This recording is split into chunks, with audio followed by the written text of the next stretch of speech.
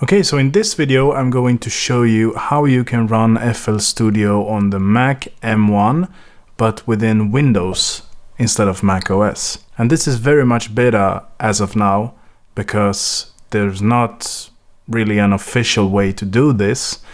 But I'm going to link to a video where you can download a preview version of the Parallels, which is basically that you run Windows within an app in Mac OS.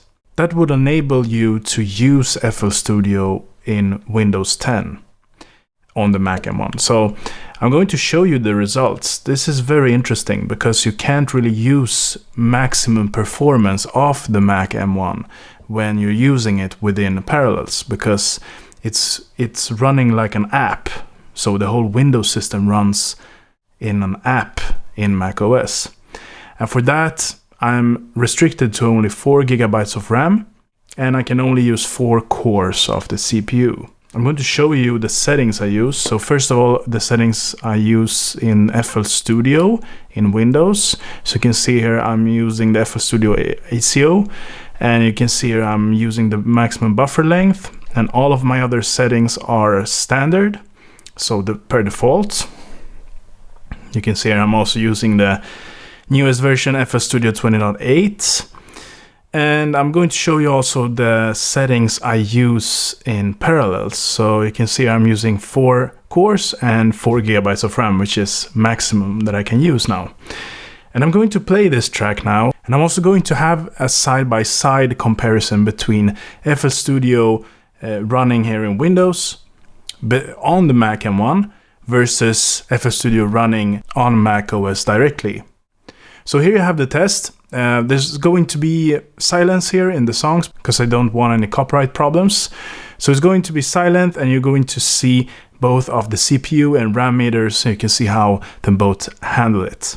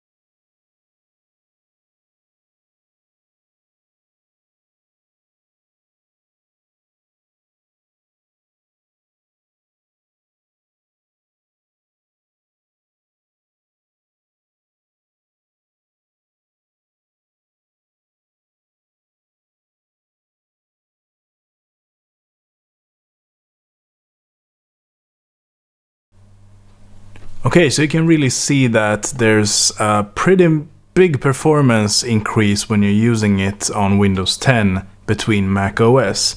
But they're still running on a Mac, so there's not like I'm running a Windows PC between a MacBook Air M1. It's the same computer, but it's running on Windows 10 and it's also running Mac OS in the background. So that's pretty impressive when we're going to be able to use our Mac M1 with Windows 10 running natively, like through Boot Camp. I think there will be a massive performance increase here with FL Studio. So I can't wait for Windows launching natively on the Mac M1. Okay guys, I hope you give this video a thumbs up and subscribe to my channel as well. I'm posting a lot of different videos like this all of the time here. And I'm going to test out all of the digital audio workstations such as FL Studio, Ableton and Logic and other as well. And I'm going to post videos like this all of the time with updates and how it's going, because I think that the silicon chips are going to perform amazing with music production in the near future. Okay guys, so see you in the next video.